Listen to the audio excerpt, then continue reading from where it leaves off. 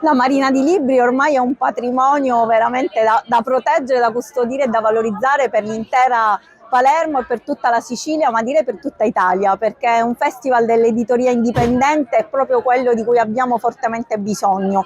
La cultura o è libera e rende liberi o non è. E quindi la nostra gratitudine agli editori indipendenti che con coraggio, con determinazione, con tenacia e con cultura profonda portano avanti la libertà e l'emancipazione nel nostro paese. A questo deve servire la scuola e la cultura, a renderci sovrani e non sudditi, come diceva Calamandrei.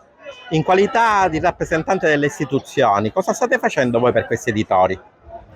Noi proviamo dall'opposizione, perché io rappresento l'opposizione, a spingere il governo attuale a appunto valorizzare e custodire l'editoria indipendente. Sono stati stanziati dei fondi, ma sono sempre assolutamente insufficienti, perché soprattutto un festival come la Marina di Libri ha, secondo me, il dovere, la politica ha il dovere e la responsabilità di portare avanti e sostenere le manifestazioni culturali che sono realmente importanti e che contraddistinguono la nostra terra. Quindi molto di più deve fare questa regione, molto di più deve fare questo governo per custodire e portare avanti i valori della cultura e della libertà che la Marina di Libri incarna ormai da 16 anni.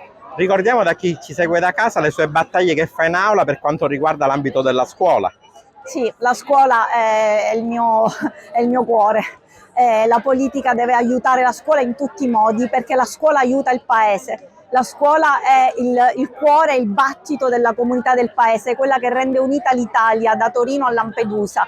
La scuola per ora è sotto attacco, sono sotto attacco i valori democratici che la scuola porta avanti. L'articolo 3 della Costituzione italiana in particolare è compito della Repubblica rimuovere gli ostacoli di ordine economico e sociale che impediscono lo sviluppo della persona umana. Questo è il faro che guida la scuola e questo è quello che dobbiamo portare avanti, la scuola democratica, la scuola di tutti e di ciascuno, non uno di meno. Ricordiamo che la mafia si sconfiggerà con la cultura.